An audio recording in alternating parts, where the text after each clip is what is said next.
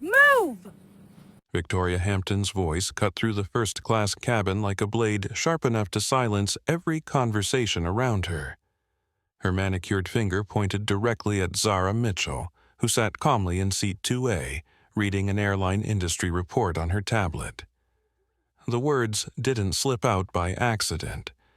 They were delivered with the kind of authority that comes from a lifetime of getting exactly what you want when you want it.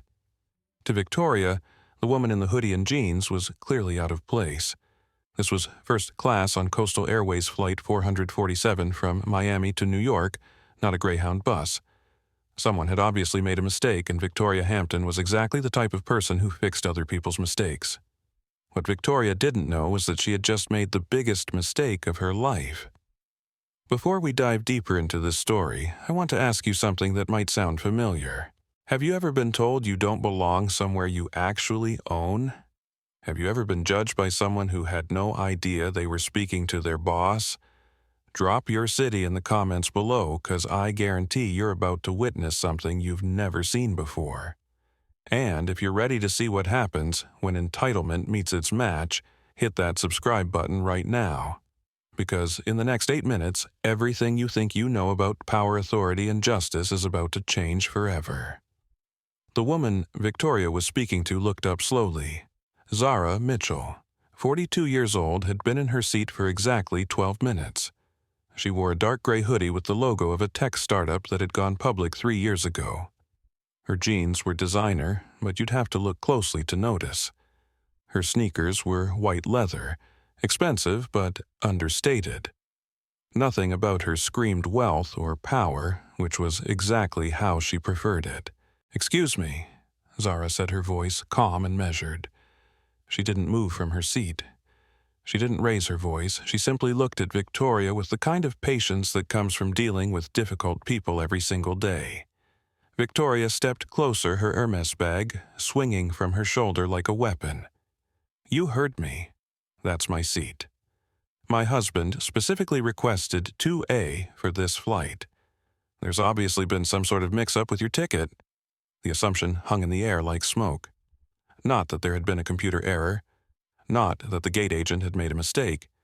The assumption was that someone like Zara couldn't possibly afford to sit in first class legitimately. Around them, other passengers began to take notice.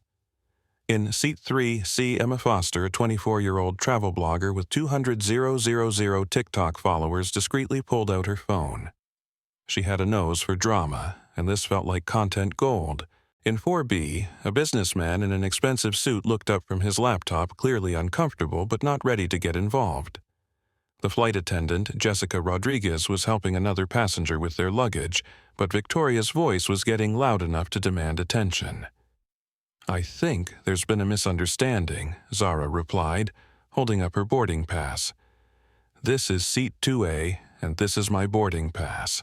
I booked this seat 6 weeks ago." Victoria glanced at the boarding pass like it was a counterfeit bill. "Anyone can print a boarding pass. I'm talking about who actually belongs in this seat. My husband and I fly first class every week. We have status with this airline. We know the crew. You," she paused, her eyes scanning Zara from head to toe, "you don't exactly fit the profile." The words hit the cabin like a slap. Emma Foster's finger hovered over the record button on her phone. This was definitely about to become content. The businessman in 4B shifted uncomfortably in his seat. Even the passenger in 1A, an older woman reading a magazine, looked up with raised eyebrows. Zara set down her tablet carefully. When she spoke again, her voice carried a new quality. Still calm, still measured, but now there was something else underneath it. Something that sounded like a warning. "Ma'am, I paid for this seat. I have my boarding pass and my ID. I'm not going anywhere." Victoria's perfectly applied lipstick curved into a smile that held no warmth whatsoever. "We'll see about that." She turned toward the galley, where Jessica Rodriguez was still helping passengers, completely unaware that the next few minutes would change everything. 48 hours earlier, Zara Mitchell had done something that would have made headlines if anyone had known about it. Sitting in her corner office on the 42nd floor of a gleaming tower in downtown Miami, she had signed the final paperwork for the hostile takeover of Coastal Airways. The deal had been 18 months in the making, involving shell companies' strategic stock purchases and more legal maneuvering than a championship chess match. Skybridge Airlines, the company Zara had built from nothing over the past 8 years, was about to absorb its biggest competitor. But the press release wouldn't go out until tomorrow morning at 9 a.m. Eastern Time. For the next 24 hours, she was still just another passenger on Coastal Airways, which was exactly what she wanted. Zara had started Skybridge with 2 used aircraft and a business plan that everyone said would never work. Regional airlines were dying, they told her. The big carriers would crush her within a year. But Zara had grown up in Liberty City, Miami, where being told something was impossible just meant you had to work twice as hard to prove everyone wrong. Her grandmother had cleaned offices in downtown Miami for 40 years, riding 3 different buses each way because she couldn't afford a car. Her mother had worked double shifts at the airport loading luggage onto the same planes that Zara would one day own. Success for Zara wasn't just about money. It was about making sure that the next girl from Liberty City wouldn't have to fight as hard to get a seat at the table. Victoria Hampton, on the other hand, had never fought for anything in her life. Born Victoria Ashford in Greenwich, Connecticut, she had married Richard Hampton III when she was 23 and he was 38. Richard's hedge fund managed pension funds for 3 major airlines, which made Victoria feel like airline royalty. She flew first class the way other people took the subway, as if it was her natural right. The Hampton name opened doors, got them upgraded, and made sure that any problem was someone else's problem to solve. Victoria had never been told no by an airline employee, never been asked to prove that she belonged somewhere, and never had to wonder if her credit card would be declined. The idea that someone might question her authority was so foreign to her that she literally couldn't process it. Today's flight was supposed to be routine.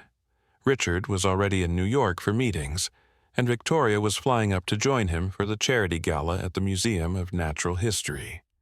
She had spent 3 weeks planning her outfit and had specifically requested seat 2A because it was closest to the galley, making it easier for the flight attendants to attend to her needs. When she had arrived at the gate and seen someone already in her seat, her first assumption was that it was a mistake. Her second assumption, based purely on what she saw when she looked at Zara, was that it was a mistake that she was uniquely qualified to correct. Jessica Rodriguez, the flight attendant who was about to get pulled into this confrontation, had been with Coastal Airways for 5 years. She prided herself on professional service and customer satisfaction. Jessica was good at her job, but she also knew which passengers had the power to make her life difficult. VIP passengers like the Hamptons could file complaints that reached management within hours. Regular passengers, even in first class, were just ticket numbers in the computer. Emma Foster, filming discreetly from Seat 3C, had built her social media following by documenting travel experiences. She had 200,000 followers on TikTok and another 150,000 on Instagram. Emma had a sense for content that would go viral, and this felt different from the usual delayed flight or lost luggage complaints. This felt personal. This felt like a story. The aircraft itself, a Boeing 737. 800 was configured with 16 first-class seats in a Tucson 2 arrangement. Seat 2A was a window seat on the left side of the aircraft with extra legroom and direct aisle access. It was one of the most desirable seats on the plane, which was exactly why Victoria wanted it, and exactly why Zara had paid for it 6 weeks in advance.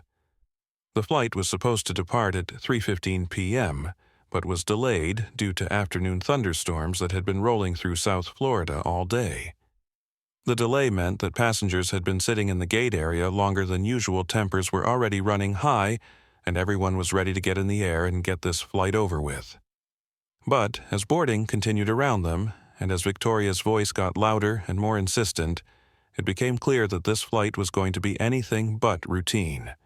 The other passengers in first class were the usual mix of business travelers, wealthy retirees, and people who had upgraded with miles or paid the premium for extra comfort. Most of them were white, most of them were over 40, and most of them were trying very hard to pretend they weren't watching the confrontation developing in row 2. Captain Robert Hayes was still in the cockpit running through his pre-flight checklist, unaware that a situation was developing in the cabin that would soon require his attention.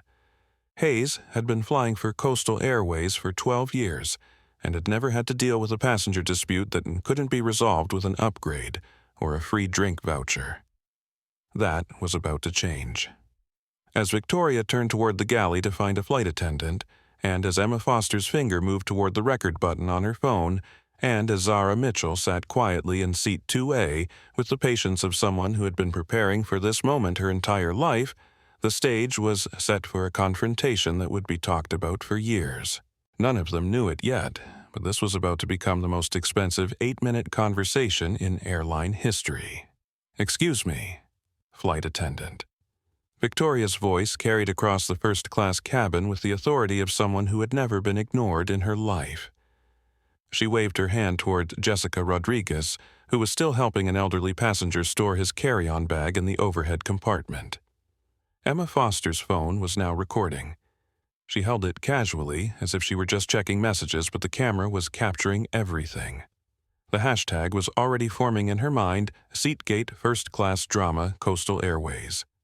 Jessica finished with the elderly passenger and walked over with the kind of smile that flight attendants perfect after years of dealing with demanding customers.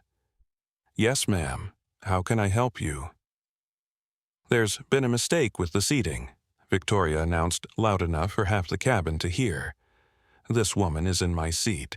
My husband specifically booked 2A for this flight. We're Platinum members, and we always sit in 2A. Jessica looked at Zara, then back at Victoria. This was not how she wanted to start a flight to New York. "Ma'am, could I see your boarding pass?" Victoria handed it over with a flourish as if she were presenting evidence in a courtroom. Jessica scanned it quickly, then frowned. "Mrs. Hampton, your boarding pass shows seat 2B, not 2A. "That's impossible." Victoria's voice went up an octave. "Check again. My husband always books 2A. Jessica looked at the boarding pass more carefully.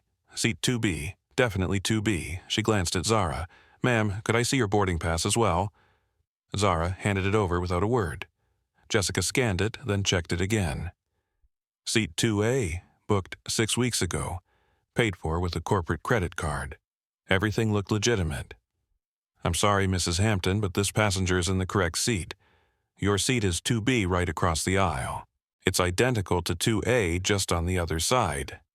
Victoria's face flushed red. "This is ridiculous. There's obviously been some sort of computer error. I've been flying Coastal Airways for 8 years. My husband's hedge fund manages your pension fund. We know the CEO personally. Someone needs to fix this right now." The businessman in 4B was now openly staring. The elderly passenger in 1A had put down her magazine entirely.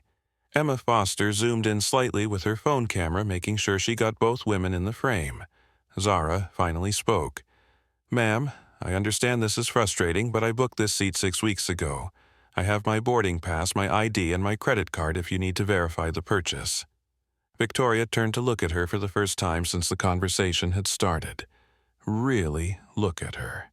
She saw the hoodie, the jeans, the lack of jewelry or designer accessories. She saw everything that confirmed what she'd assumed from the beginning. 6 weeks ago, Victoria's voice dripped with skepticism. "And what credit card did you use? Because I find it very hard to believe that someone like you can afford to pay for first class." The cabin went dead silent. Emma Foster's phone captured the exact moment that the conversation shifted from a seating dispute to something much uglier.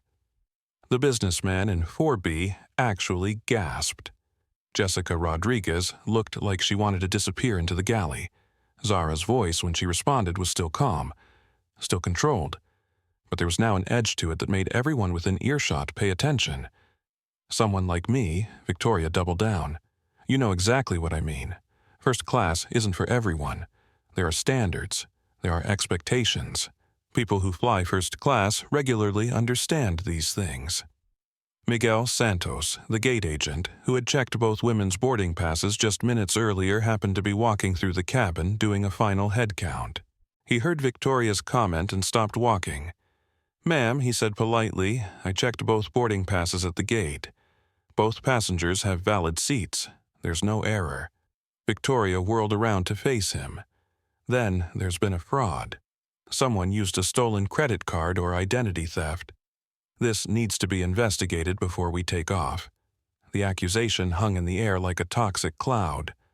Identity theft. Credit card fraud.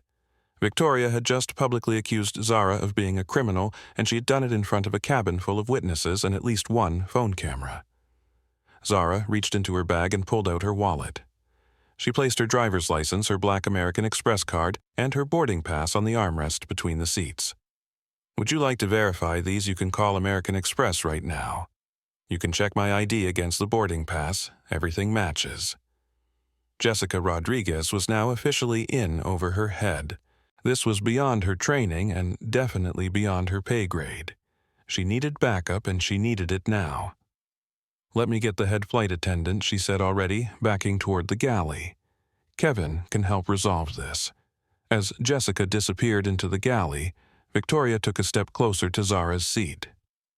"I don't know how you got those documents, but this isn't over. My husband will hear about this. The airline CEO will hear about this. People like you think you can just take whatever you want, but there are consequences."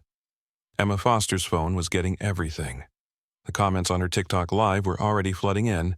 "Is this really happening? Call the news. This is straight-up racism." The viewer count was climbing by the second.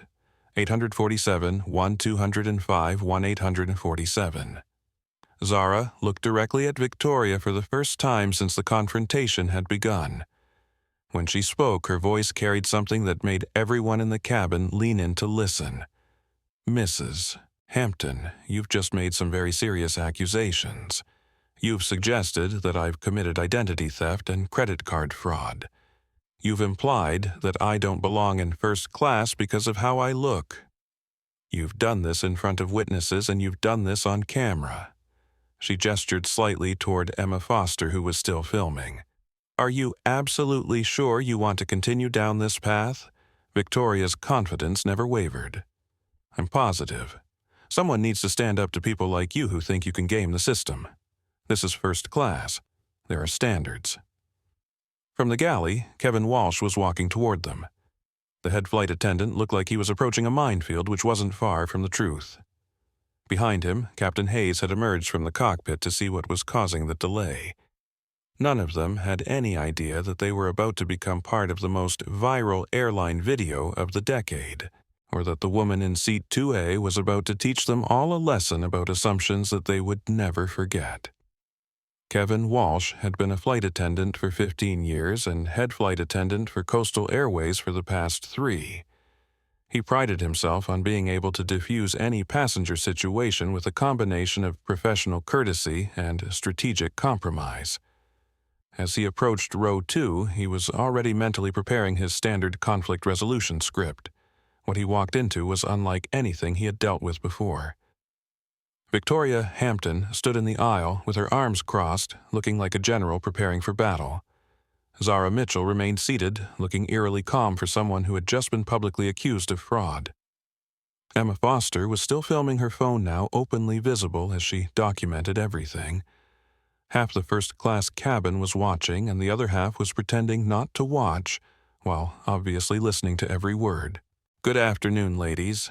I'm Kevin Walsh, the head flight attendant. I understand there's some confusion about seating." His voice had the practiced calm of someone who resolved disputes for a living. Victoria launched into her version of events before Kevin had even finished his sentence. "There's no confusion. This woman is in my seat.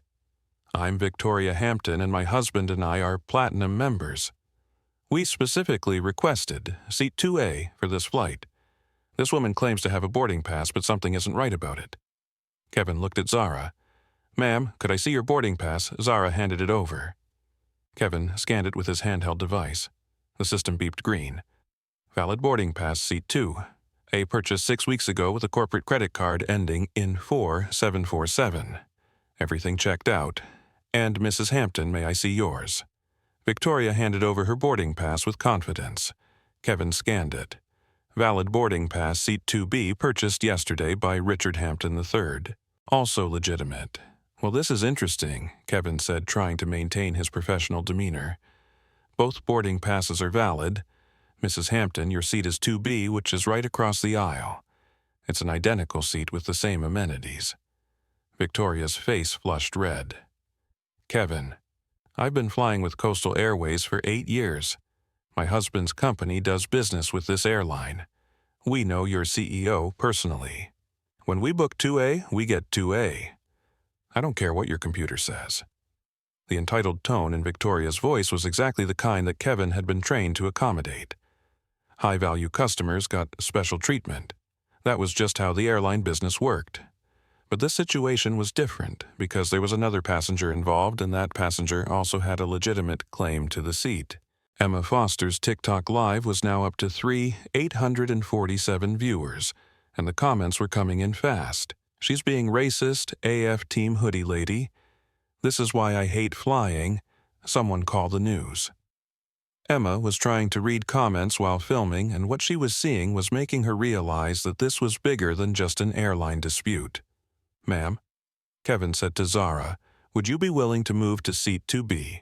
It's identical to 2A, and as a gesture of goodwill, I can offer you a travel voucher for the inconvenience. It was a reasonable solution from Kevin's perspective. Give the VIP passenger what they wanted, compensate the other passenger for their trouble, and get the flight moving. Standard airline protocol. Zara's response was not what Kevin expected. No. The word was said quietly, but it carried absolute finality. Kevin blinked, certain he had misheard. I'm sorry I said no. I paid for seat 2A 6 weeks ago. I chose this specific seat for specific reasons. I'm not moving. Victoria stepped closer to Zara's seat. Listen, sweetheart. I don't think you understand how this works. Some passengers are more important than others. My husband's hedge fund has millions of dollars invested with this airline's pension fund. We're not just passengers, we're stakeholders. The condescension in Victoria's voice was so thick you could cut it with a knife. But what made the entire cabin go silent was what she said next. People like you should be grateful to even be in first class. Don't push your luck.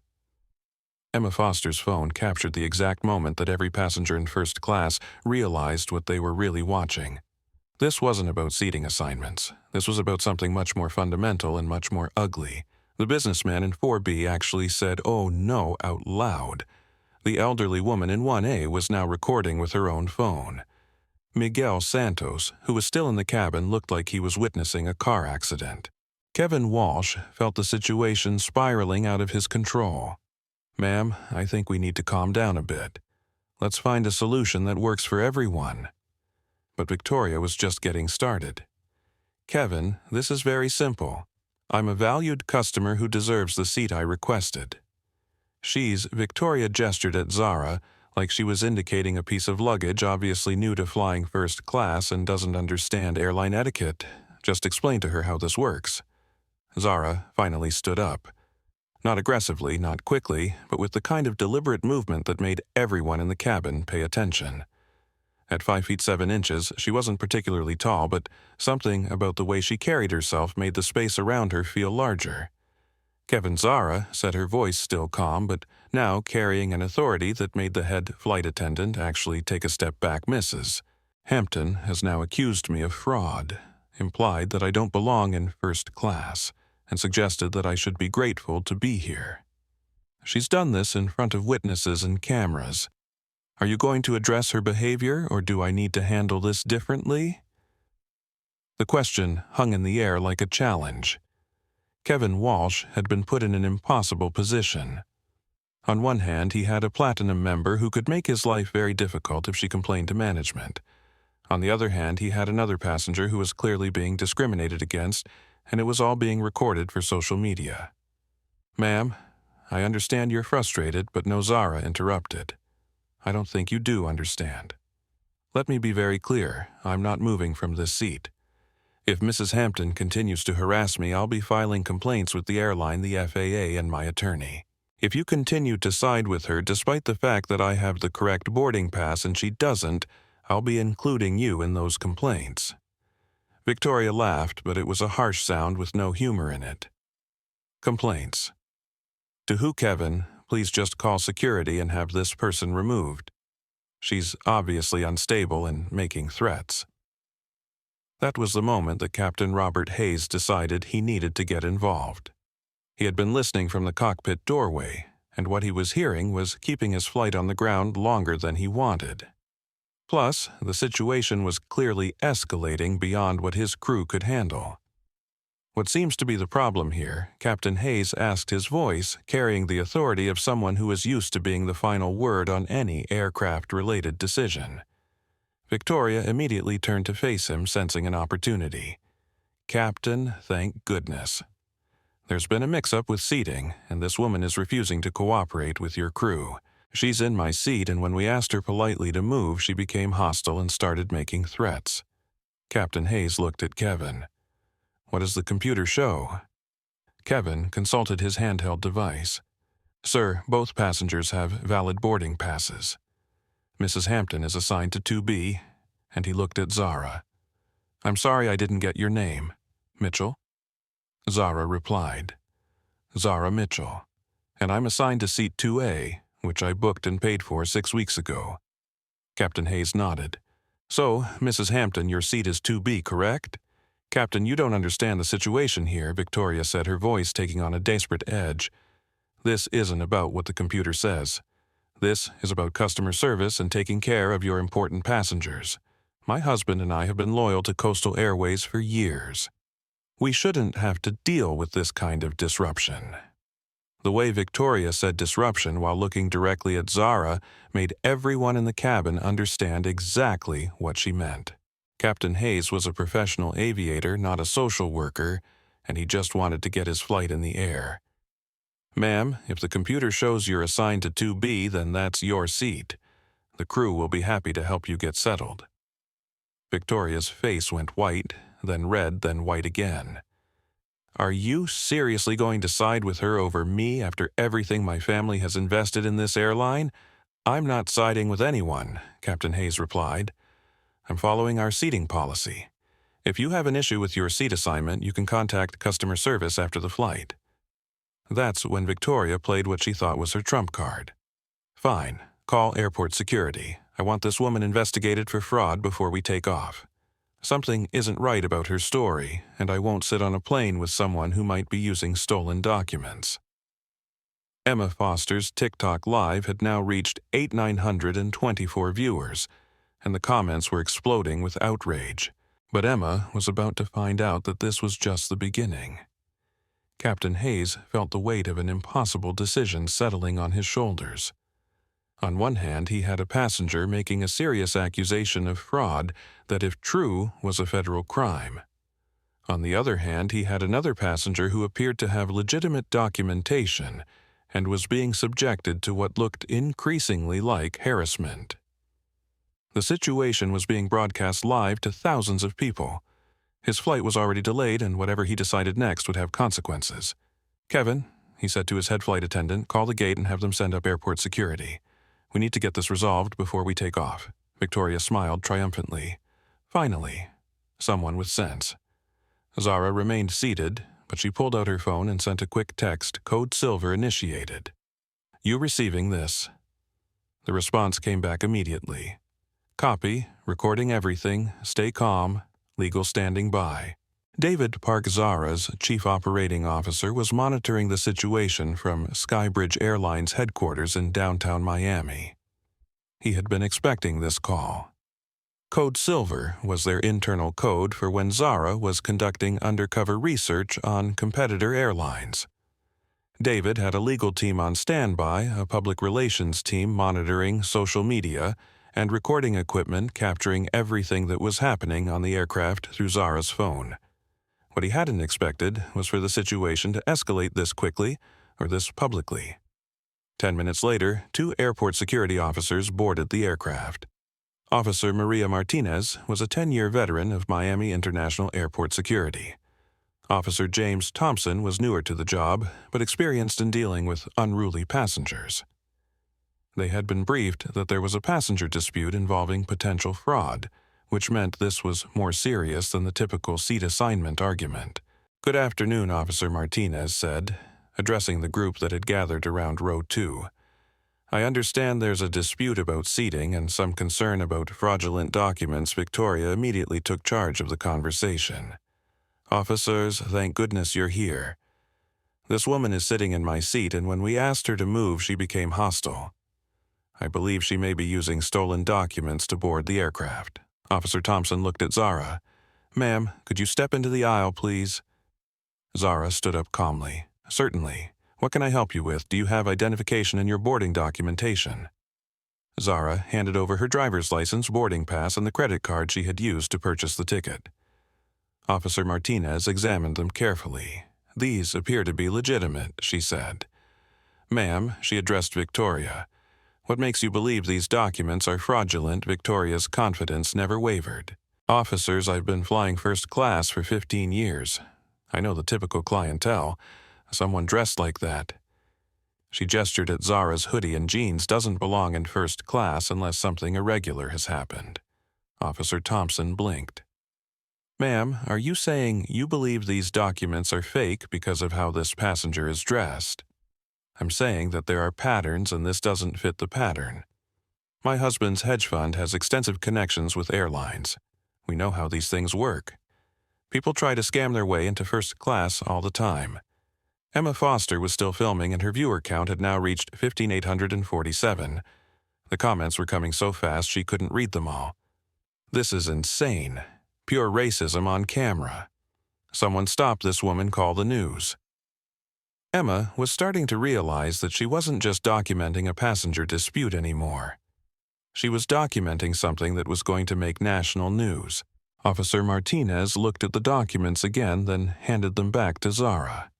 "These are legitimate. Driver's license matches the name on the boarding pass, credit card is valid, and the boarding pass was issued by Coastal Airways computer system." "Then run a credit check," Victoria demanded. "Call the credit card company. People steal identities all the time. Just because the documents look real doesn't mean they are." Officer Thompson was getting uncomfortable with the direction this conversation was taking. "Ma'am, we can't run a credit check on a passenger without probable cause of a crime. Having a legitimate boarding pass and being dressed casually isn't probable cause." "Then what about her behavior?" Victoria was grasping now. "She's been hostile and uncooperative with the crew. She's refused to follow instructions and moved to her correct seat." Kevin Walsh spoke up reluctantly. "Actually, officers, the computer shows she is in her correct seat. Mrs. Hampton is assigned to seat 2B, not 2A. Victoria whirled around to face Kevin. "Whose side are you on?" "I'm not on anyone's side, ma'am. I'm just reporting what our system shows." Officer Martinez was a mother of 3 and had been dealing with entitled passengers for 10 years. She recognized what she was seeing, and she didn't like it. "Ma'am, it sounds like there's been a misunderstanding about seat assignments, but that's not a security issue. Both passengers have valid tickets. The airline can resolve any seating disputes according to their policy." "This is unbelievable," Victoria said, her voice rising. "You're going to take her word over mine. You're going to let someone who's obviously lying about who they are just sit there." That's when Zara spoke up for the first time since the officers had arrived. "Mrs. Hampton, you've now publicly accused me of identity theft, credit card fraud, and lying about who I am. You've done this in front of airline crew, airport security, and approximately 16,000 people watching this live on social media."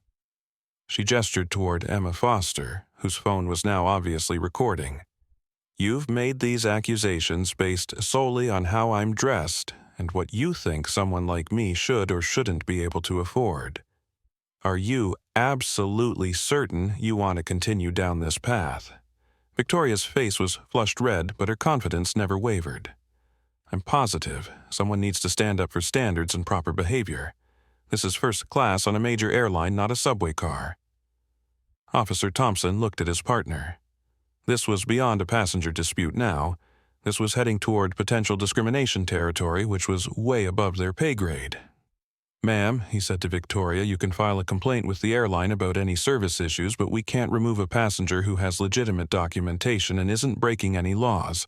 Then I want to speak with your supervisor, Victoria demanded. And I want to speak with the airline CEO. This is absolutely unacceptable. That's when Captain Hayes made the decision that would change everything. Ma'am, he said to Victoria, if you're not satisfied with your seat assignment, you're welcome to deplane and book a different flight. If you choose to stay, you'll need to take your assigned seat in 2B and allow us to complete our departure preparations. Victoria stared at him in disbelief. You're seriously going to side with her over a platinum member? I'm not siding with anyone. I'm following airline policy and federal regulations. Passengers must sit in their assigned seats unless the crew authorizes a change. Both of you have assigned seats. Please take them so we can depart. Victoria looked around the cabin. Every passenger was watching. Emma Foster was still filming. The security officers were waiting. The crew was waiting. And the woman in seat 2A was sitting there with a calmness that was somehow more intimidating than any anger could have been. Fine, Victoria said through gritted teeth, but this isn't over. My husband will hear about this. The airline board will hear about this. People like you, she'd pointed at Zara, think you can just take whatever you want, but there are consequences. She stalked over to seat 2B and threw herself down with enough force to make the entire row shake. Officer Martinez looked at Zara. Are you comfortable continuing with this flight, ma'am?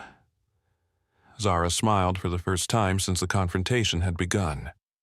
Officer, I've been looking forward to this flight for weeks. I wouldn't miss it for the world.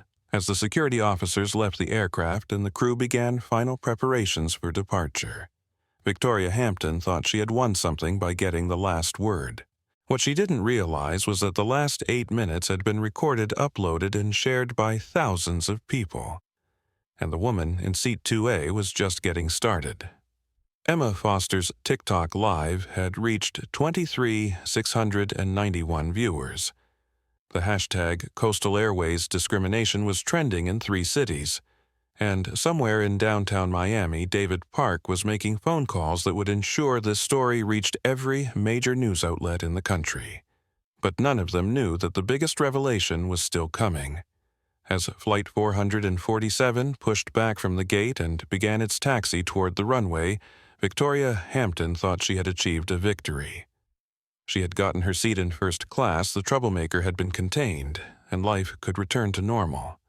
What she didn't realize was that the confrontation at the gate was just the opening act. During taxi and takeoff, Victoria busied herself by calling her husband on the airline's Wi-Fi calling service. Her voice carried easily across the first-class cabin as she recounted her version of events.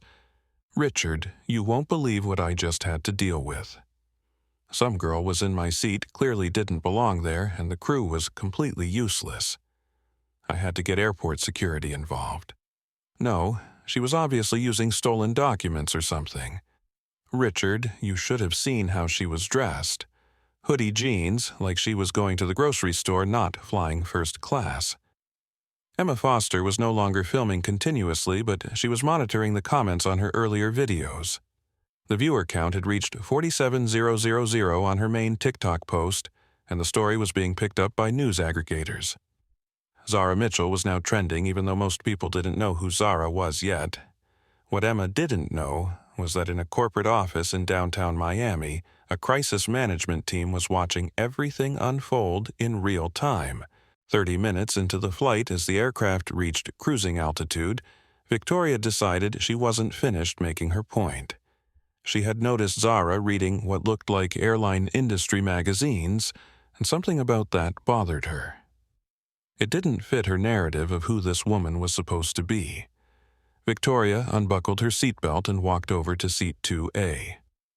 "Excuse me," she said, her voice loud enough for everyone in first class to hear. "I'm curious about something."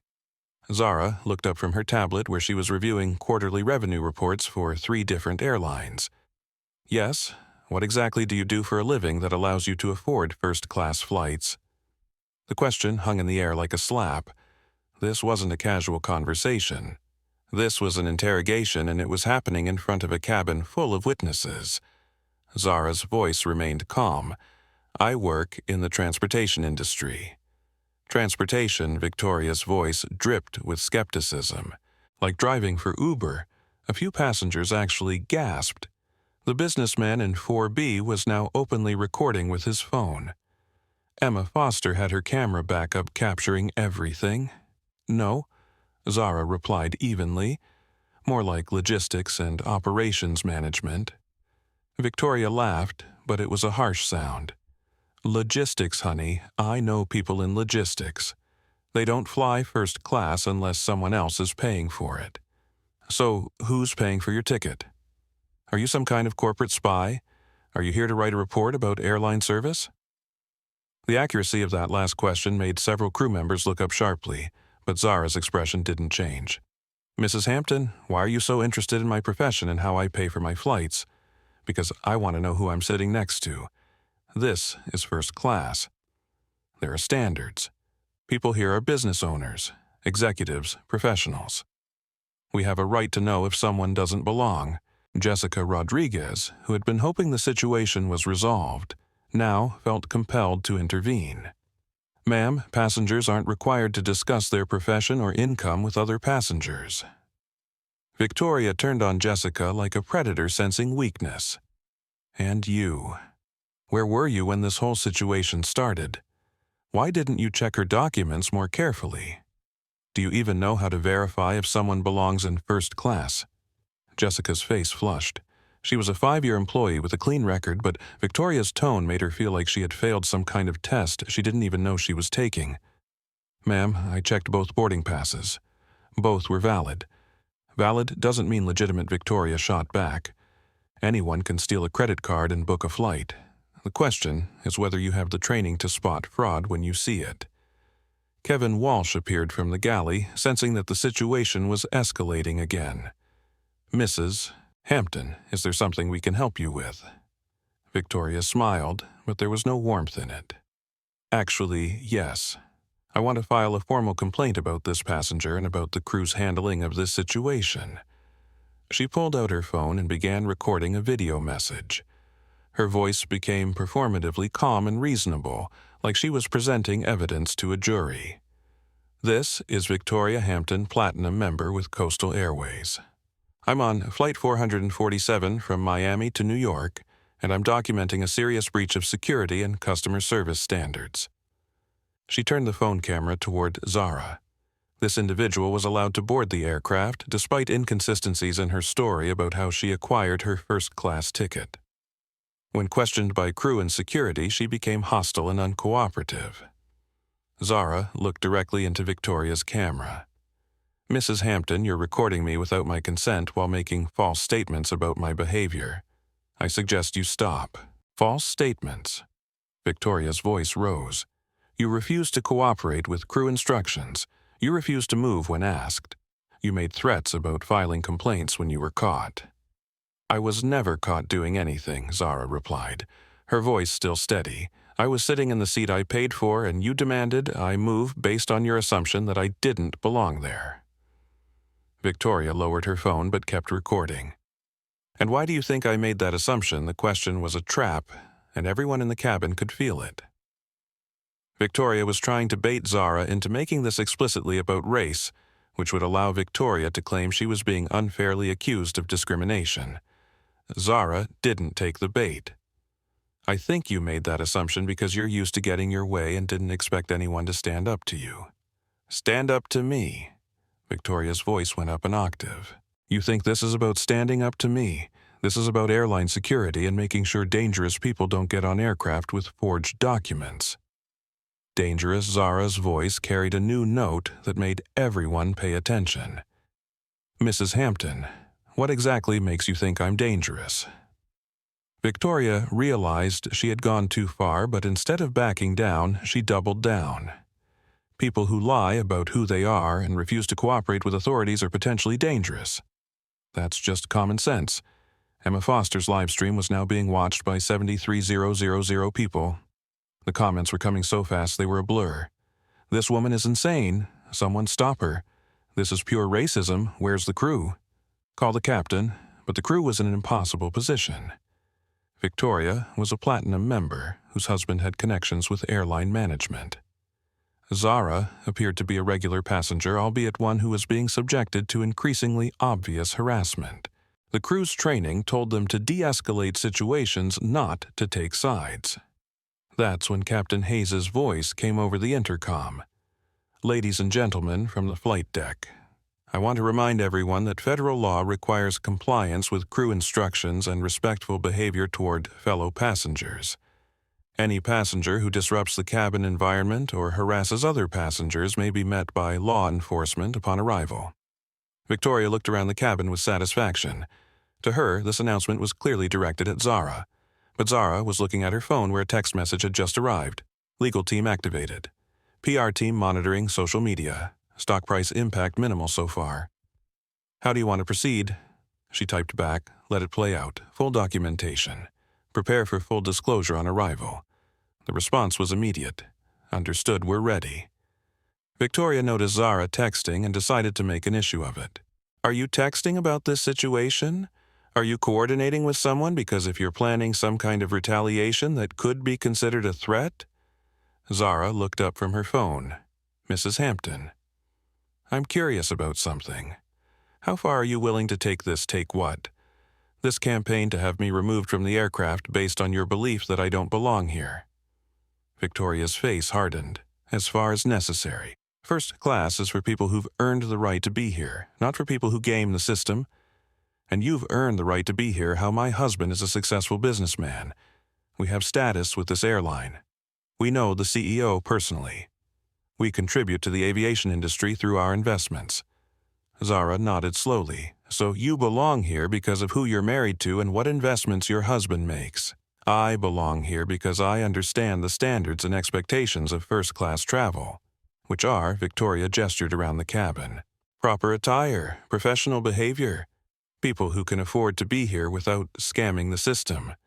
And if someone meets all of those criteria but doesn't look like what you think they should look like," Victoria's smile was sharp as a knife, "then they should expect to be questioned until they prove they belong." Emma Foster captured that entire exchange. 73,000 people heard Victoria Hampton explicitly state that passengers should be questioned based on how they look until they prove they belong in first class. The businessman in 4B was shaking his head in disbelief. The elderly woman in 1A was recording with her own phone now. Miguel Santos, who was still on the aircraft helping with final service preparations, looked like he was watching a train wreck in slow motion. But Zara was still calm, still composed, still sitting in seat 2A like she belonged there. "Mrs. Hampton," she said, "you've now spent the better part of an hour questioning my right to be on this aircraft, demanding that I prove my income, suggesting that I've committed fraud, and stating that passengers should be interrogated based on their appearance. That's right. And you've done all of this while being recorded by multiple passengers and broadcast live to tens of thousands of people. People need to see what really happens on these flights when standards aren't maintained." Zara smiled for the first time since boarding. "Yes, they do need to see what really happens. And they're about to." She pulled out her phone and made a call. The number she dialed was answered on the first ring. "David patched me through to the Coastal Airways Board of Directors. It's time." Victoria Hampton thought she was about to witness Zara making some kind of desperate call for help. What she was actually witnessing was the beginning of the end of her world. David Park was sitting in the executive conference room at Skybridge Airlines headquarters when Zara's call came through. He had been monitoring the situation for the past hour through their crisis management protocols, watching social media explode and tracking the news coverage that was beginning to emerge. What had started as a routine undercover evaluation of Coastal Airways customer service had turned into a public relations catastrophe that was being broadcast live to the internet. "Zara, we're ready on this end," David said into his headset.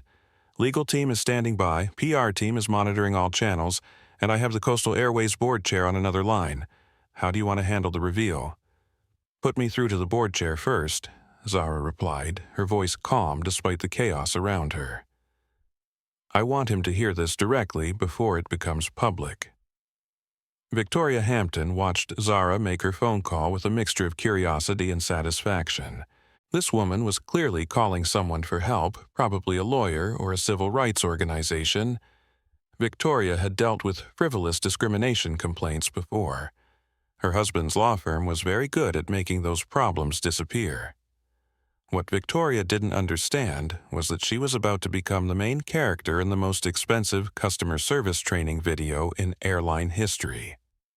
Mr. Rodriguez David Park's voice came through clearly as he connected the call. "I have Zara Mitchell for you. She's currently on Coastal Airways Flight 447 and needs to speak with you urgently." On the other end of the line, Chairman Antonio Rodriguez of Coastal Airways was in the middle of a budget meeting when his assistant burst in to tell him that the CEO of Skybridge Airlines was on the phone. Rodriguez had been expecting this call for weeks, ever since rumors had started circulating about Skybridge's interest in acquiring smaller airlines. What he wasn't expecting was that she would be calling from one of his aircraft. Miss Mitchell Rodriguez said, his voice carrying the careful respect of someone speaking to a competitor. "This is unexpected. What can I do for you?" Zara glanced around the first-class cabin. Victoria was standing in the aisle, clearly trying to listen to the conversation. Emma Foster had her phone camera trained on both of them. The crew was attempting to look busy while obviously paying attention to every word. "Mr. Rodriguez, I'm calling to inform you of a significant situation developing on one of your flights. I'm currently aboard Flight 447 as a passenger, and I've been subjected to harassment accusations of fraud and discrimination by another passenger and potentially by your crew." Rodriguez's blood pressure spiked. A discrimination incident was exactly the kind of thing that Coastal Airways couldn't afford, especially not with Skybridge looking for reasons to justify an acquisition. "Miss Mitchell, I'm very sorry to hear that. Can you give me the details? For the past hour, I've been publicly accused of using fraudulent documents, told that I don't belong in first class based on my appearance, and subjected to questioning about my income and profession by another passenger named Victoria Hampton. When I refused to give up my correctly assigned seat, Mrs. Hampton demanded that security investigate me for fraud."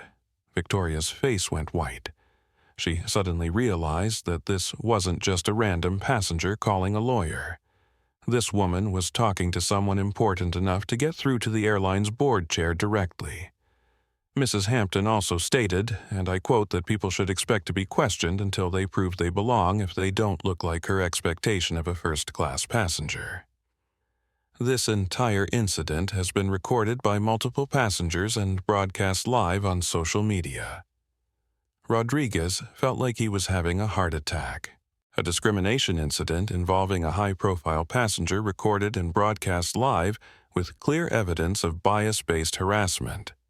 This was a nightmare scenario. "Miss Mitchell, I want to assure you that this behavior doesn't represent Coastal Airways' values or policies. We'll investigate this immediately and take appropriate action. Mr. Rodriguez, before we discuss your response, there's something else you should know." Zara paused, making sure everyone in the cabin could hear her clearly. As of 48 hours ago, Skybridge Airlines completed a hostile acquisition of Coastal Airways. The press release announcing the merger will go out tomorrow morning at 9 a.m. Eastern Time. I'm not just a passenger on this flight, Mr. Rodriguez. I'm your new owner. The cabin went dead silent. Victoria Hampton's mouth fell open. Emma Foster almost dropped her phone. Kevin Walsh actually took a step backward. Even Captain Hayes, who had been listening from the cockpit doorway, looked like he had been struck by lightning. Rodriguez's voice, when he managed to speak, was barely a whisper. "Miss Mitchell, are you saying that Skybridge owns Coastal Airways?" "I'm saying that as of 4:17 p.m. Eastern Time on Tuesday, Skybridge Airlines acquired a controlling 73% stake in Coastal Airways through a combination of stock purchases and debt assumption. The paperwork was filed with the SEC yesterday afternoon." Victoria found her voice first. "That's impossible. My husband would have known. His fund manages airline investments." Zara looked at Victoria with something that might have been pity.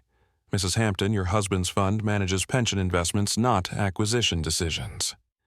This transaction was conducted through private equity and direct stock purchases. Unless your husband had specific knowledge of our acquisition strategy, he wouldn't have been informed until the public announcement. David Park's voice came through the phone, clearly enough for everyone to hear. Zara Reuters is confirming the SEC filing. The story is about to break wide. Rodriguez was still trying to process what he was hearing. Miss Mitchell, why didn't you identify yourself when this situation began?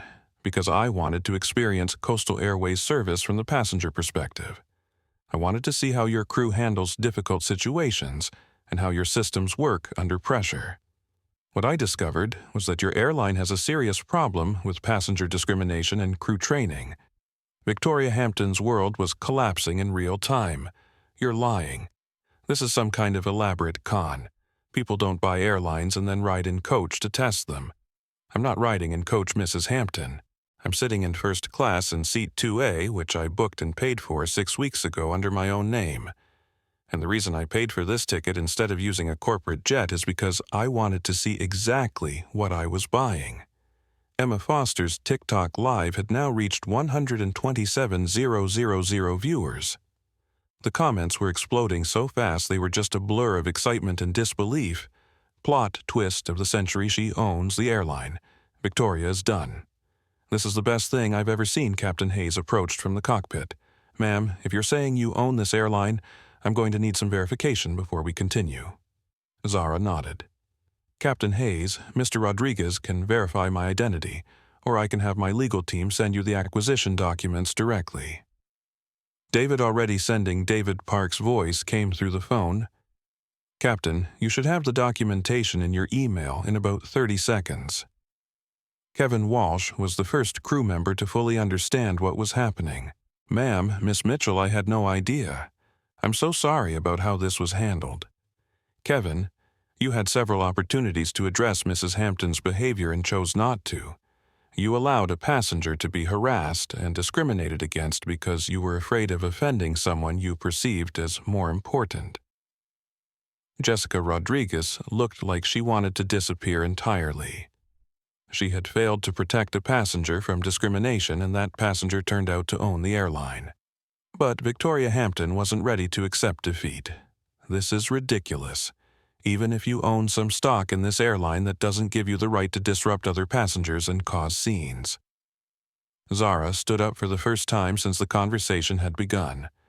At 5 feet 7 inches, she wasn't particularly imposing, but something about her presence made the entire cabin feel smaller. Mrs. Hampton, I haven't disrupted anyone.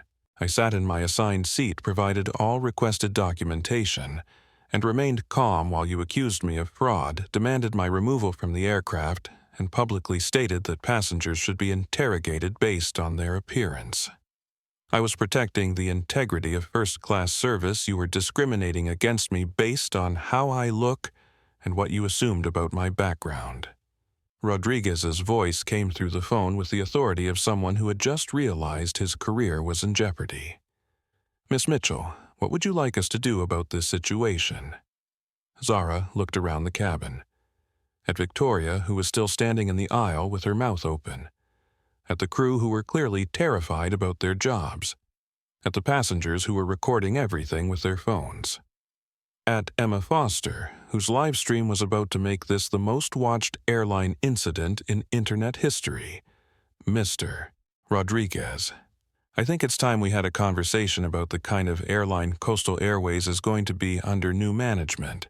And I think that conversation should happen right here, right now, in front of everyone who witnessed what just occurred. Victoria Hampton had demanded to speak to someone in charge. She was about to get exactly what she asked for. The moment that would be replayed millions of times across social media platforms was about to happen. Emma Foster adjusted her phone angle to make sure she captured everything. The business traveler in 4B had his camera ready. Even the elderly woman in 1A was recording. Everyone in the cabin understood that they were about to witness something extraordinary. Zara Mitchell pulled out her tablet and opened a secure app that connected directly to Skybridge Airlines' corporate database. The screen displayed her corporate identification complete with photo CEO designation and biometric verification codes. Mrs. Hampton Zara said, her voice carrying a new authority that made everyone lean in to listen. "You demanded proof of who I am. You wanted to know how I could afford first class. You insisted that I be investigated for fraud. You stated that people like me should expect to be questioned until we prove we belong." She held up the tablet so Victoria could see the screen clearly. "I'm Zara Mitchell. I'm the founder and CEO of Skybridge Airlines. As of Tuesday afternoon, I own 73% of Coastal Airways, which means I own this aircraft, I own this route, and I employ every member of this crew."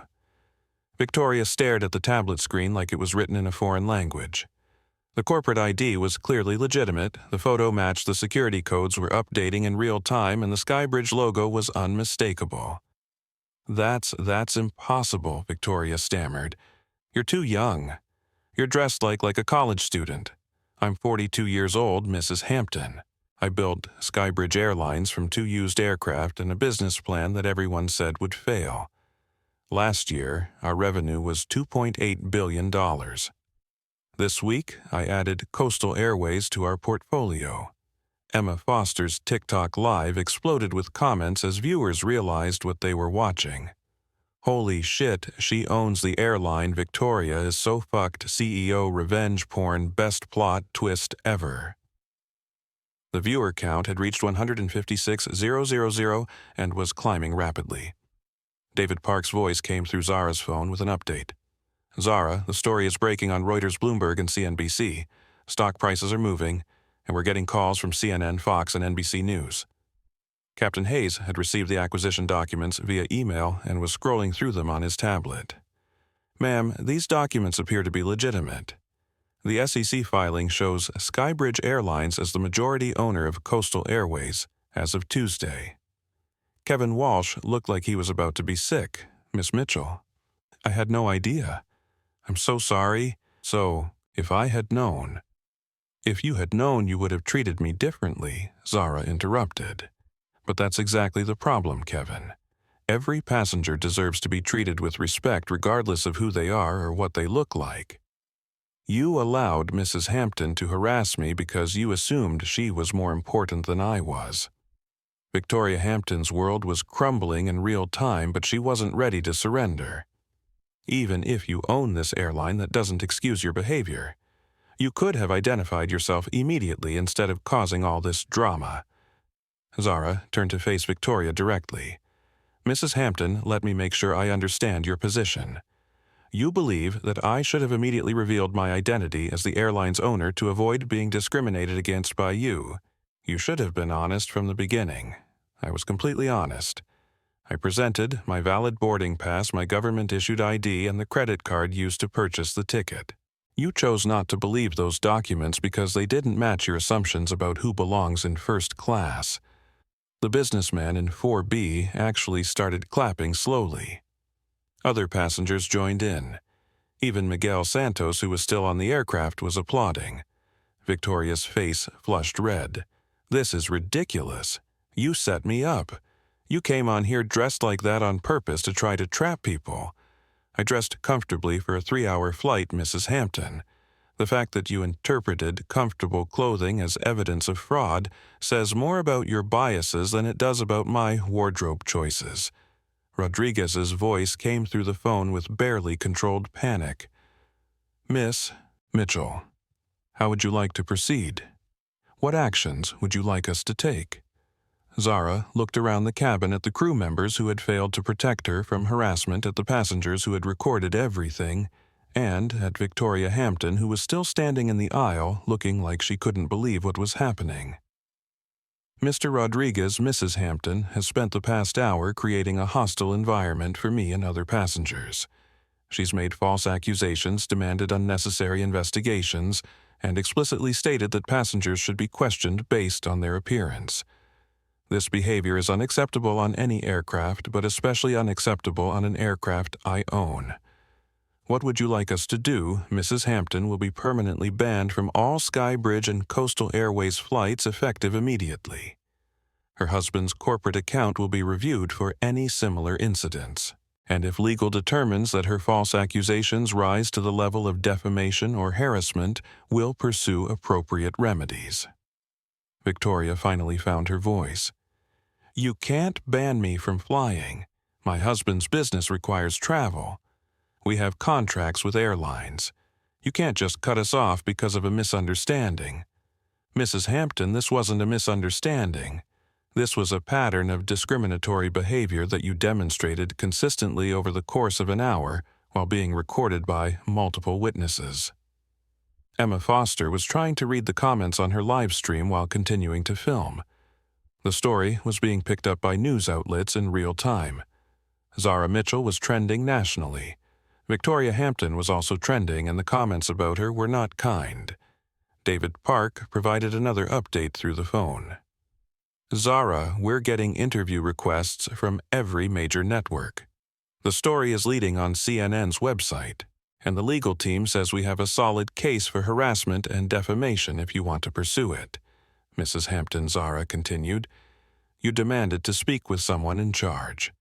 You wanted accountability. You wanted standards maintained. Well, now you have it. These are the consequences of your choices. Victoria looked around the cabin desperately.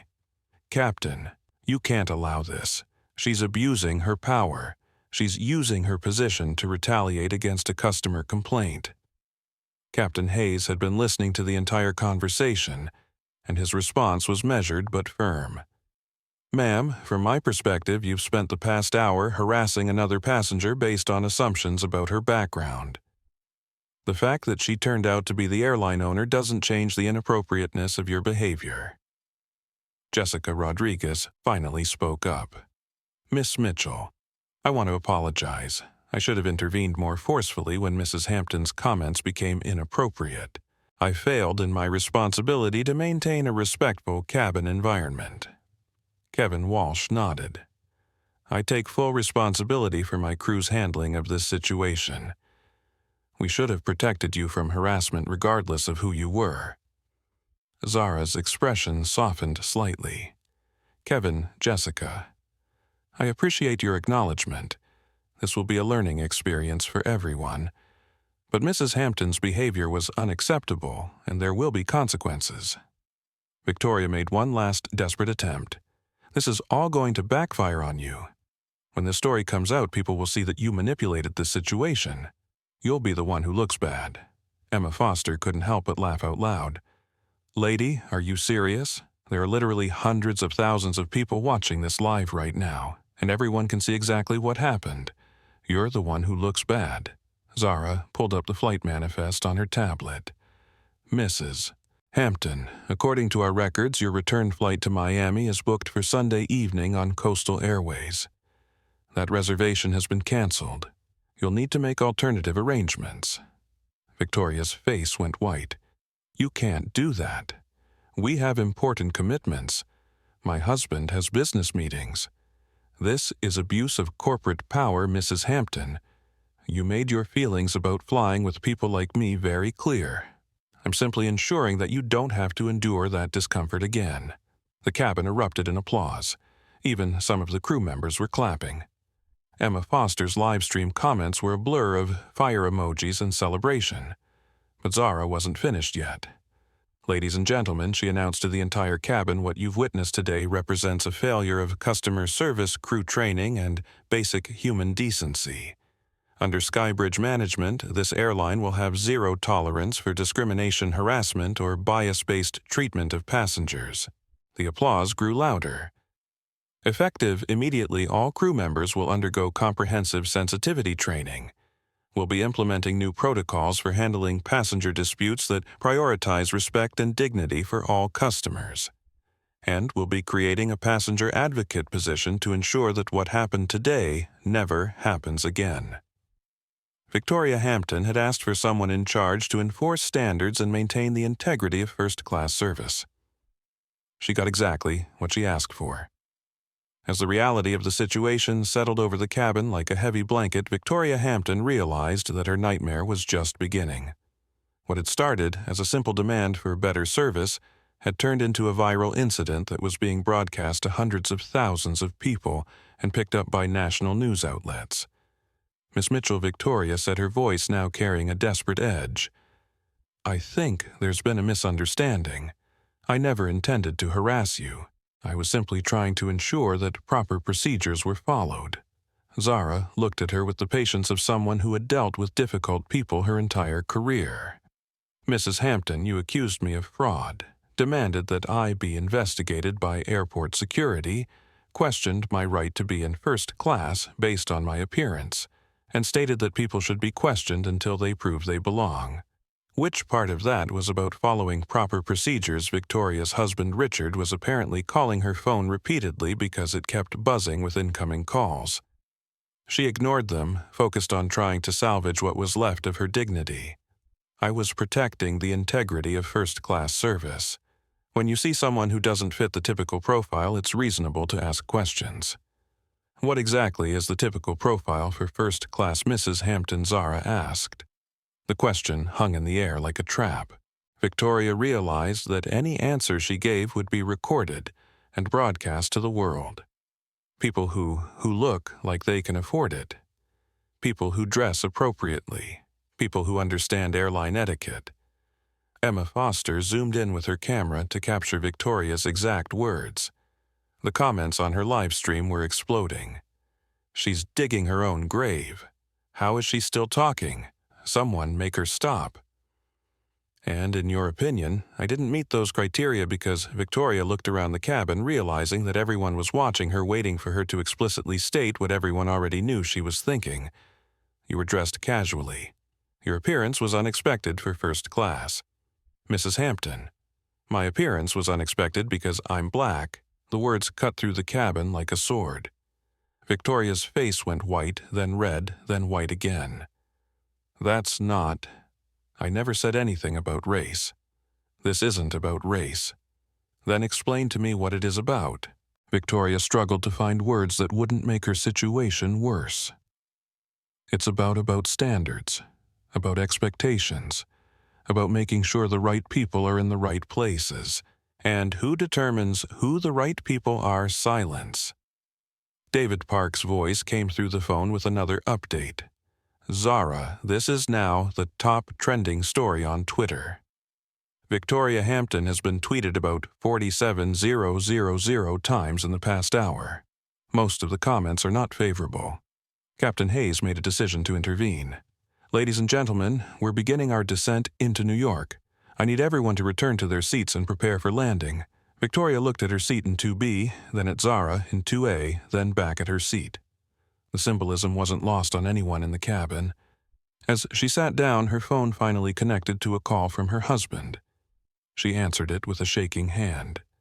"Richard, thank God. You need to fix this. There's been a situation on the plane, and this woman is claiming to own the airline, and she's banned us from flying, and it's all being recorded." And Richard Hampton's voice was loud enough for everyone nearby to hear. "Victoria, what the hell did you do? My assistant just called. You're trending on Twitter. CNN is calling for a statement." "What happened?" "I don't know. I asked someone to move out of my seat, and she claims to be the CEO of some airline, and now she's saying we're banned from flying, and Victoria, shut up.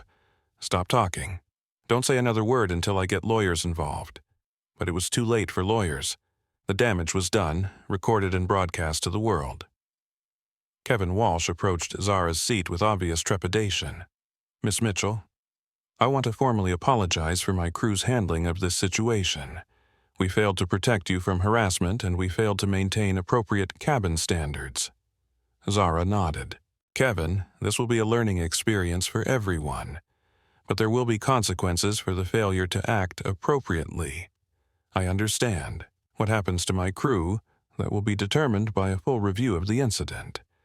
But I can tell you that under Skybridge management, crew members who fail to protect passengers from discrimination will face serious disciplinary action." Jessica Rodriguez looked like she was about to cry.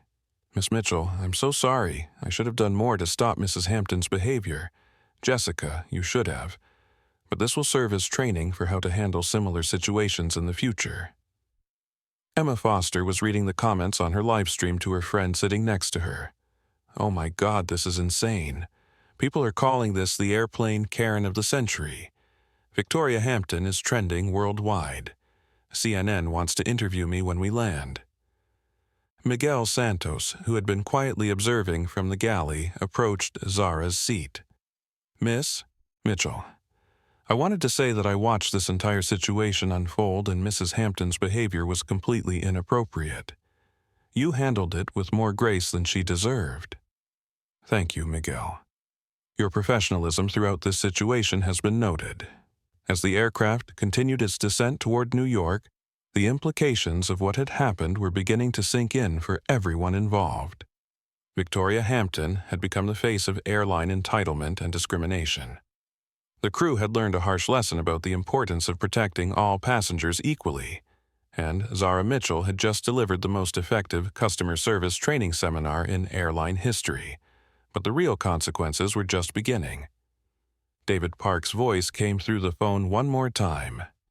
"Zara, we're getting calls from the Department of Transportation about launching a formal investigation into discrimination practices in the airline industry. This incident is being seen as evidence of wider problems." Zara smiled for the first time in 2 hours. "Good. Maybe something positive will come out of this after all." Victoria Hampton sat in seat 2B, staring out the window at the approaching New York skyline, and wondered how a simple flight from Miami had turned into the worst day of her life. She was about to find out that it was only going to get worse. As Flight 447 touched down at LaGuardia Airport, the cabin remained unusually quiet despite the magnitude of what had just occurred. Everyone understood that they had witnessed something that would be talked about for years, but the full implications were still sinking in. Captain Hayes's voice came over the intercom as they taxied to the gate. "Ladies and gentlemen, welcome to New York. Before we begin the deplaning process, I want to address what occurred during today's flight. Coastal Airways and its parent company Skybridge Airlines have zero tolerance for discrimination, harassment, or disruptive behavior. We are committed to providing a respectful travel experience for all passengers." Victoria Hampton sat frozen in seat 2B, her phone buzzing constantly with calls from her husband friends and unknown numbers. The hashtag Victoria Hampton was trending on multiple social media platforms, and none of the attention was positive. Emma Foster's original TikTok video had reached 1.2 million views and was being shared across Twitter, Instagram, and Facebook. Zara stood up and addressed the cabin directly. "Ladies and gentlemen, I want to thank you for your patience during this difficult situation. What happened today was unacceptable, and I take full responsibility for ensuring it never happens again on any aircraft in our fleet." She turned to Victoria. "Mrs. Hampton, as I stated earlier, you are permanently banned from all Skybridge and Coastal Airways flights. This decision is effective immediately and applies to all family members traveling on your accounts. Security will escort you off the aircraft and ensure you understand the terms of this ban." Victoria found her voice one last time. "This is discrimination. You're banning me because of one misunderstanding." "Mrs. Hampton, this wasn't a misunderstanding. Over the course of 90 minutes, you repeatedly accused me of fraud, demanded that I prove my right to be in first class, and explicitly stated that passengers should be questioned based on their appearance. This behavior was witnessed by dozens of people and recorded by multiple cameras. Airport security was already boarding the aircraft. Officer Martinez from Miami had called ahead to LaGuardia to brief the New York team on what had occurred during the flight. The officers were prepared for a potentially difficult passenger removal. Miss Hampton, the lead security officer, said, "We need you to gather your belongings and come with us. There are some documents you need to sign regarding your travel ban." Victoria looked around the cabin one last time, perhaps hoping for support from other passengers. Instead, she saw people recording her exit with their phones. The businessman in 4B was shaking his head in disgust. The elderly woman in 1A was still filming. As Victoria was escorted off the aircraft, Emma Foster provided live commentary to her audience. And there she goes, folks. The woman who thought she could terrorize another passenger just got permanently banned from flying with this airline. Justice served. The comments on Emma's stream were celebrating, "Karma is real." play. Stupid games win stupid prizes. Best airline story ever. She got exactly what she deserved. Once Victoria was off the aircraft, Zara addressed the crew. Kevin, Jessica, I want to see both of you at the gate. We need to discuss what happened and how to prevent similar situations in the future. Kevin Walsh nodded nervously. Yes, ma'am. Miss Mitchell, I want you to know that this will never happen again under my supervision. Kevin, your intentions were probably good, but good intentions aren't enough. When passengers are being harassed or discriminated against, crew members have an obligation to intervene immediately and decisively. Jessica Rodriguez was clearly emotional. Miss Mitchell, I've been a flight attendant for 5 years and I've never encountered a situation like this. I didn't know how to handle it. Jessica, that's exactly why we're going to implement comprehensive training programs. Every crew member will know how to recognize discrimination and have clear protocols for addressing it. As the passengers deplaned, many of them stopped to speak with Zara. The businessman from 4B introduced himself as Marcus Williams, a corporate attorney. Miss Mitchell, I witnessed everything that happened, and I want you to know that Mrs. Hampton's behavior was completely inappropriate. If you need witness statements for any legal proceedings, I'm happy to provide one. The elderly woman from 1A was named Dorothy Chen, a retired teacher.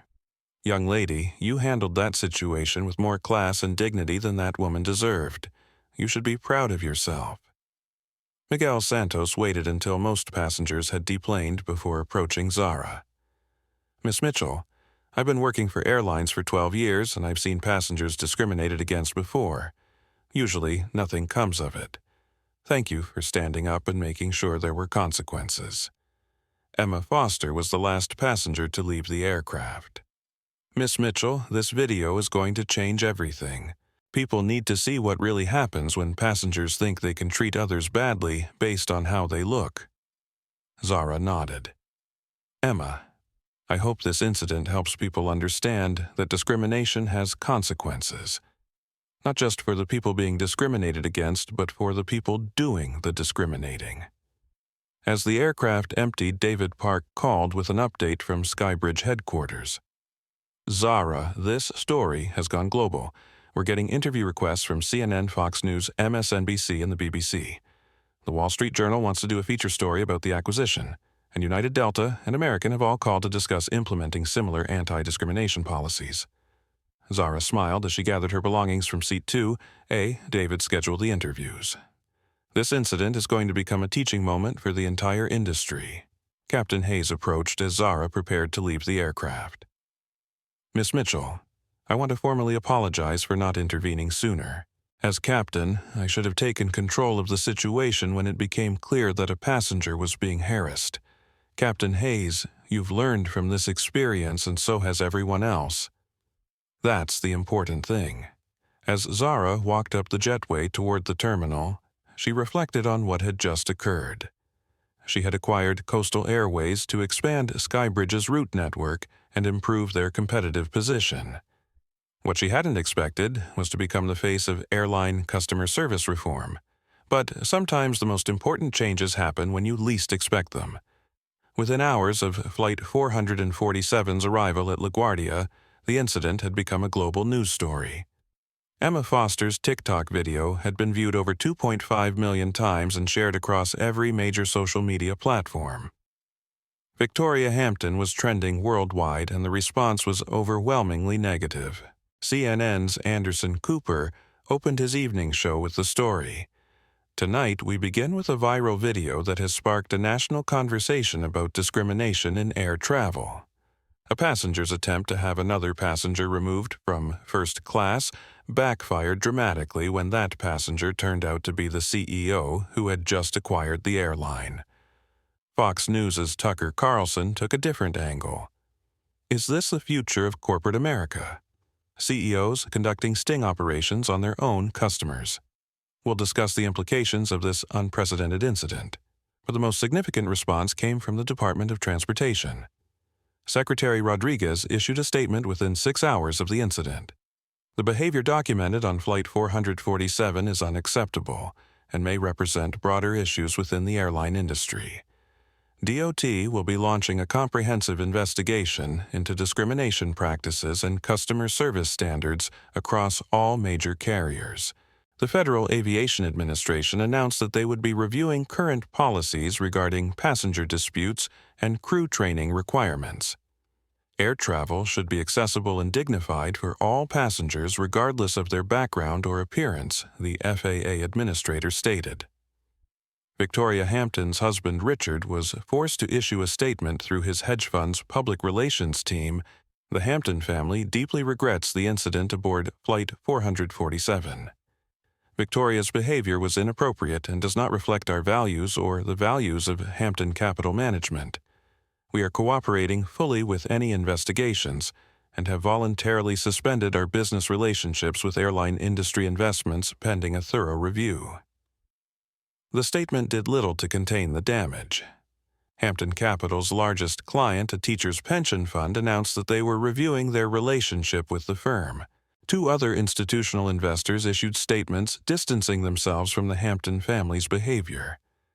Victoria herself attempted to control the narrative by posting a video apology on social media. "I want to apologize for my behavior on Flight 447. I was having a difficult day and I reacted inappropriately. I never intended to discriminate against anyone, and I'm deeply sorry for any hurt I caused." The apology was met with widespread skepticism. Comments ranged from "too little too late" to "she's only sorry she got caught." The video received over 100,000 dislikes and was taken down within 24 hours. Meanwhile, Zara Mitchell became an overnight sensation. Her story of building Skybridge Airlines from 2 used aircraft into a billion-dollar company resonated with entrepreneurs and business leaders. Harvard Business School announced they would be developing a case study based on the incident. The NAACP invited her to speak at their annual convention. Major airlines moved quickly to distance themselves from the kind of discrimination witnessed on Flight 447. United Airlines announced a comprehensive review of their customer service training programs. Delta pledged to implement new anti-discrimination protocols. American Airlines created a passenger advocate position specifically to handle discrimination complaints. The incident also sparked broader conversations about privilege assumptions and unconscious bias. Corporate diversity trainers reported a surge in requests for workshops and seminars. Universities began incorporating the Flight 447 case study into their business ethics curricula. Legal experts predicted that the incident would lead to new legislation regarding passenger rights and airline responsibilities. This case demonstrates the need for clearer standards and stronger enforcement mechanisms, said Professor Jennifer Walsh of Georgetown Law School. The business impact was equally significant. Skybridge Airlines' stock price rose 15% in the week following the incident, as investors viewed Zara's handling of the situation as evidence of strong leadership. Coastal Airways' customer satisfaction ratings improved dramatically as passengers expressed confidence in the new management's commitment to respectful service. Victoria Hampton's story became a cautionary tale about the consequences of entitled behavior in the social media age. Business schools began using her case as an example of how personal conduct can destroy professional relationships and family wealth. The incident also highlighted the power of citizen journalism and social media documentation. Emma Foster's TikTok video was studied by communications experts as an example of how ordinary people could hold powerful individuals accountable through real-time broadcasting. 6 months after the incident, Congress held hearings on airline customer service standards with Zara Mitchell testifying as a key witness. Her recommendations for industry-wide anti-discrimination protocols were incorporated into proposed legislation known as the Passenger Dignity Act. The Federal Trade Commission announced new guidelines requiring airlines to publicly report discrimination incidents and the actions taken to address them. The guidelines specifically cited Flight 447 as an example of the kind of behavior that would no longer be tolerated in commercial aviation. International airlines also took notice. The European Union announced new regulations requiring anti-discrimination training for all airline personnel. The International Air Transport Association adopted new recommended practices based on Skybridge's post-incident policy changes. Victoria Hampton's permanent ban from Skybridge and Coastal Airways flights became the template for how airlines handled discrimination incidents. Other carriers began implementing similar lifetime bans for passengers who engage in harassment or bias-based behavior. The incident ultimately led to the creation of a national database of banned passengers, allowing airlines to share information about individuals who have been permanently barred from flying due to discriminatory behavior. 1 year after Flight 447, Zara Mitchell was named Time Magazine's Person of the Year for her role in transforming airline customer service standards. The magazine's cover story was titled "The Passenger Who Changed Aviation." Victoria Hampton, meanwhile, faced ongoing consequences. Her husband's hedge fund lost several major clients and was eventually forced to close. The family's social standing in Greenwich was permanently damaged, and they eventually relocated to avoid continued scrutiny. But perhaps the most significant impact was on ordinary passengers. Millions of people who had experienced discrimination while traveling felt empowered to speak up and demand better treatment. The phrase "Remember Flight 447" became shorthand for the idea that everyone deserves dignity and respect regardless of their appearance or background. The incident proved that in the age of social media and viral videos, there are real consequences for discriminatory behavior. It also demonstrated that sometimes the most powerful response to prejudice is simply refusing to accept it. 6 months after Flight 447, Zara Mitchell was back in Seat 2A on a Coastal Airways flight. But this time the experience was completely different. She was traveling to New York for the congressional hearing on airline customer service, and every crew member on the aircraft treated every passenger with the respect and dignity that had become the new standard under Skybridge management. Jessica Rodriguez was working the flight, having completed the comprehensive sensitivity training program that Zara had implemented across the entire fleet. When she approached Zara's seat to offer pre-flight service, her manner was professional but warm. "Miss Mitchell, is there anything I can get you before takeoff?" "Just water, thank you, Jessica. And I want you to know how much I appreciate the professional service you've been providing to all passengers." Jessica smiled. "Thank you, ma'am. The training program you implemented changed how I think about customer service. Every passenger deserves to feel welcome and respected." Emma Foster was also on the flight traveling to New York to appear on several news shows discussing the ongoing impact of her viral video. She had been invited to meet with social media executives about the role of citizen journalism in documenting discrimination. Miss Mitchell, Emma said, stopping by Zara's seat, "I wanted to thank you again for turning that horrible incident into something positive. The training programs you've created are being copied by airlines around the world." Zara nodded. "Emma, your courage in documenting what happened made all the difference.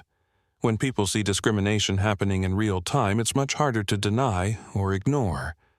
The flight was smooth and uneventful, exactly as air travel should be." As they approached LaGuardia, Zara reflected on how much had changed since that day 6 months ago when Victoria Hampton had demanded she prove her right to be in first class. The congressional hearing the next day was a defining moment for the aviation industry. Zara's testimony about the need for comprehensive anti-discrimination training and passenger protection protocols was received with bipartisan support. The Passenger Dignity Act passed both houses of Congress within 3 months and was signed into law by the President. During her testimony, Zara spoke about the deeper meaning of what had happened on Flight 447. This wasn't just about one passenger's bad behavior or one airline's training failures. This was about the assumptions we make about who belongs, where, who deserves respect, and who has the right to question other people's presence in spaces they've paid to occupy. She continued, "I didn't reveal my identity as the airline's owner because I wanted to experience what thousands of other passengers experience when they're judged by their appearance, rather than their character or their legitimate right to be somewhere. The only difference was that I had the power to do something about it." The legislation that emerged from the hearings established new standards for crew training, created a national passenger rights database, and implemented penalties for airlines that failed to protect customers from discrimination. More importantly, it sent a clear message that bias-based treatment of passengers was no longer acceptable in American aviation. Victoria Hampton never responded to requests for interviews about the incident or the subsequent legislation. Her social media accounts were deactivated, and she largely disappeared from public view. The Hampton family's fall from social prominence became a cautionary tale about how quickly privilege could be lost when it was used to harm others. But for Zara, the most meaningful outcome was the letters she received from passengers who felt empowered to speak up when they experienced discrimination. A young Latino man wrote about successfully challenging a gate agent who questioned his right to board a first-class flight. An elderly black woman described how crew members intervened when another passenger made inappropriate comments about her presence in the premium cabin. "Your story gave me the courage to stand up for myself," wrote a college student who had been questioned about her ability to afford business class. "I realized that I didn't have to accept being treated badly just because someone thought I didn't belong somewhere." As Zara's flight landed at LaGuardia, she looked out the window at the same airport where Victoria Hampton had been escorted off the aircraft 6 months earlier. The justice of that moment had been satisfying, but the real victory was in all the passengers who would never have to experience what she experienced on Flight 447. True change, Zara realized, wasn't about punishment or revenge. It was about creating protections that protected everyone's dignity and ensuring that one person's bias couldn't ruin another person's journey. The flight attendants and crew said goodbye to each passenger with genuine warmth as they deplaned. The businessman in 4C helped an elderly passenger with her carry-on bag. A mother and her children were treated with patience and kindness by the gate agents. This was what aviation could be when everyone understood that respect wasn't determined by appearance assumption or the size of your wallet.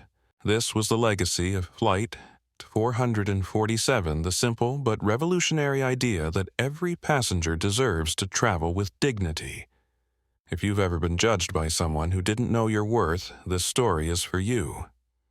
Share it with someone who needs to remember that dignity isn't negotiable, and justice, though sometimes delayed, always finds a way to land exactly where it belongs.